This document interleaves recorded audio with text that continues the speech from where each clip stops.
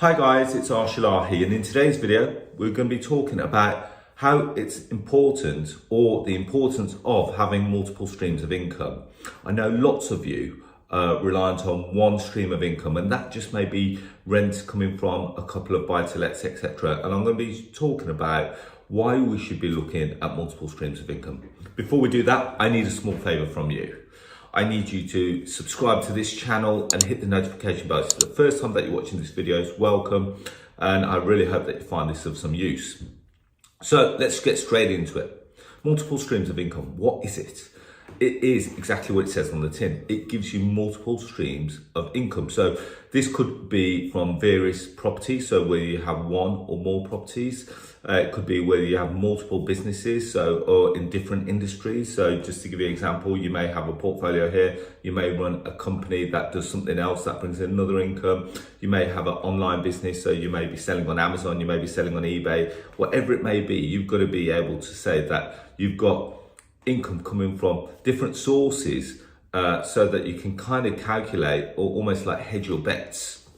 Now, let's refer this back to property. Now, when we refer to multiple streams of income from property, you could say that a HMO has multiple streams of income because you're not reliant on one family or one single let to provide you with that income. And let's face it, if that tenant vacates, or if that tenant stops paying rent, as they have done in COVID and lockdown and everything else that the last 18 months has brought to us, tenants facing financial difficulty, where do you leave, or where do you find yourself in that scenario? Because if that one tenant has stopped paying rent, that means that your income for that property has actually stopped. The tap has actually turned off. Whereas with a HMO, has multiple occupation, and I talk a lot about HMOs, given my 21 years experience in the industry, especially with the HMO market. We look at each room being rented out on a room by room basis. And so instead of me now having one income from the property, I've now got 4, 5, 6 or 7, depending on how many tenants there are in the property, depending on how many rooms there are in the property. Now, I should say, and I've got to put a disclaimer here, that setting up a HMOs, you do need to read upon it, you need to do your due diligence on it. More importantly, you need to check what regulations there are in your location and what legislation you need to adhere to.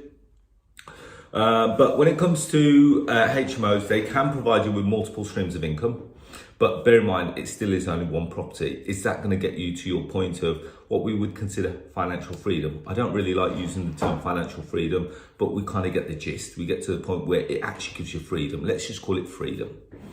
So moving on, my preferred strategy is now, if I have a look at what I've done as a business, so I've got my own portfolio, which provides me with a level of income. As well as that, I've got multiple other businesses. I think when I've calculated, there's approximately 13 different businesses. I say approximately because I never keep a real calculation on them. So I've got my own portfolio. I then own a letting agency or a group of letting agencies, which provide me with an income. Now, what I like about the letting agency is that there's no risk attached to it. And the reason why I say there's no risk is because you're utilizing other people's properties, you're managing them, so you're utilizing your time against other people's assets, and as a result, the income that you make off that is pure passive. When I say pure passive, it is still a business, but if you structure it correctly, you can have people working in there, and it can also look after your portfolio. So the reason why I set up a letting agency was specifically to look after my portfolio. And then lots of people came and approached me and say, can you look after ours? We charge them a fee for that. And as a result, now my portfolio kind of runs itself and it gets managed for free. As well as that, I've got a deal sourcing business. For those that don't know, I set up the Property Investor app. We trade on average around 10 deals a week. So we're doing quite well on that.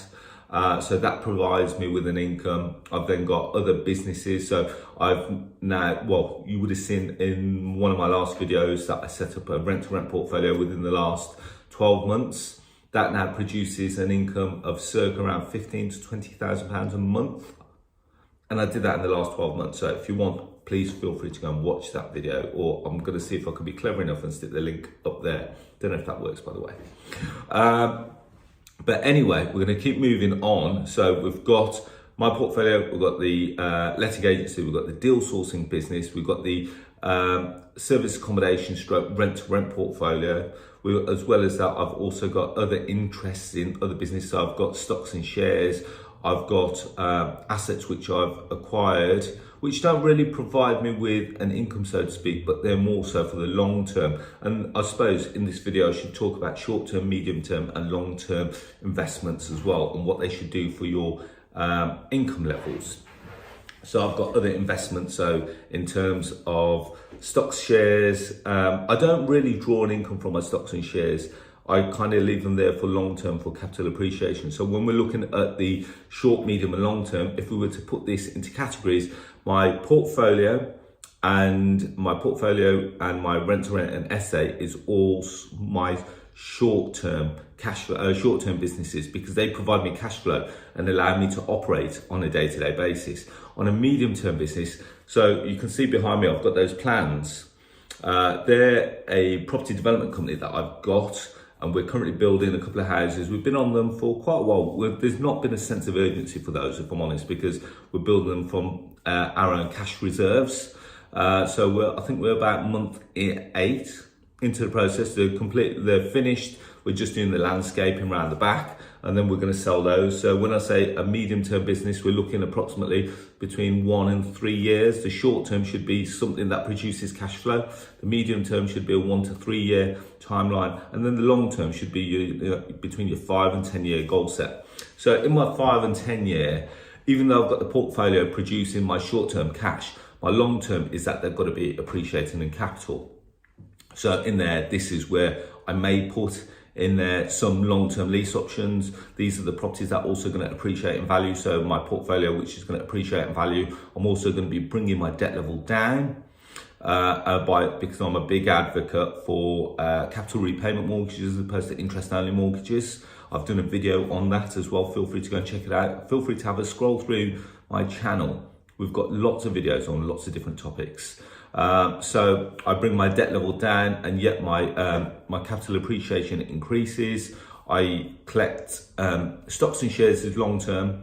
You can pull money out as a short term. I'm not sure how effective that is. I've not done it myself. I know lots of people do invest and they trade daily and they get money out. So that could be a short term strategy. That's something that you're doing. But on a long term, hopefully those shares that I've bought for pennies, approximately 5 years ago, will be appreciating, and I can pull those out as and when I wish. As well as that, I've also got other investments such as watches. I also invest in classic cars. So these are the things. So when we're looking at multiple streams of income, you can kind of see that I've got different things coming in different level. As well as that, I'm an owner of a couple of platforms. So we've talked about the Property Investor app that produces short-term cash flow because the deals that we trade every day provides us with cash flow, but long-term, that's going to be a business that we're going to look to dispose of. I also own DSS Move. Never ever really talked about that, and I will do a video on DSS Move. It's the, if you want to go and check it out, it's dssmove.co.uk, which is a benefits, let's call it the equivalent of Rightmove for people on benefits, people who are on benefits, housing benefits, job seekers allowance, universal credit, etc. So I've got that as a business. I've got other interests as well. So as you can see, I've got my fingers in lots of different pies, which kind of brings us nicely back to the title, multiple streams of income. What does each one bring me? So if one has not performed that month, can I still afford to live the lifestyle, or can I still afford to have the lifestyle or maintain the lifestyle that I've got? And the answer is yes, because I'm not reliant on one. Now, if one property doesn't perform, I've got lots of other properties that will back it up. So if one property is vacant, I've still got to pay the outgoings on that property. So I've still got to pay the mortgage, I've still got to pay the insurance, perhaps some standing charges on some of the utilities. And if I didn't have the other income streams, that may have put a pressure on me, and it may force me back into employment. And the whole point of being free is being able to do what you want, where you want, and with who you want. And multiple streams of income allows me to do that. So I suppose the purpose of the video is for you to kind of assess where you are right now and what income does it bring. Is it all from one source? And use this as almost like a stress test on yourself. How many levels of income have you got? Where is it all coming from? Is it all from one industry, or is it from multiple industries? I know lots of people that make lots of money from stocks and shares. I know lots of people that make money from online selling via Amazon, eBay, etc. I know lots of people that make money from almost like gambling on commodities. So it doesn't matter where the income comes from, because that will be personal and down to you and your preference and your personality. However, what you need to do is take stock and have a look at where's it coming from, what happens if, and ask yourself the question, what happens if this one doesn't perform? Where else is my income coming from? And then only then will you be able to decide or determine, have you got multiple levels, or could this be the kick up the backside that you require to say, in actual fact, I need to look for other avenues to generate income, whether it be the short term, the medium and long term. And it's good to have income levels in all three. So if you've got your short term, you've got your medium term, you've got your long term. Talk about my short term again, could be my rent to rent portfolio, could be my buy to let portfolio. My medium term could be my developments. My long term could be the businesses that I'm looking to sell, as well as the capital appreciation on properties, etc. So there we have it, guys.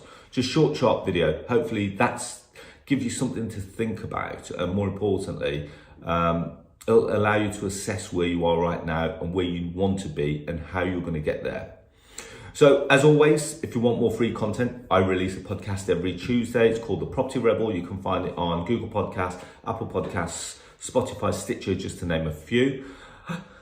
As well as that, you can connect with me on social media. So you can find me on Facebook, LinkedIn, Instagram, Twitter, under the handles of Arsh Ellahi. And finally, please go and check out, well, a couple of websites now. The Property Investor app, which is the UK's first property investment platform, which showcases all kinds of deals all over the UK. So whether it be below market value deals, rent to rent deals, lease option deals, service accommodation deals, we've got them all there. So go to our website, which is propertyinvestораpp.co.uk, or you can go to the App Store, type in Property Investor and download them from there. It takes 2 minutes and you'll have all the deals in the palm of your hand. If you want to go and check out my other website, you can do. Please go and check out DSS Move, which is dssmove.co.uk. We're currently in the process of giving it a bit of an uplift, but the old one is still online. We get approximately, I think, 80,000 hits on that website every month. So it's growing every day. It's growing every month. And it's exciting to see where that goes over the next few years. But on that note, guys, hopefully you've enjoyed the video. As always, please press like, please press subscribe, hit the notification bell, and I look forward to speaking to you all soon. Take care and bye-bye.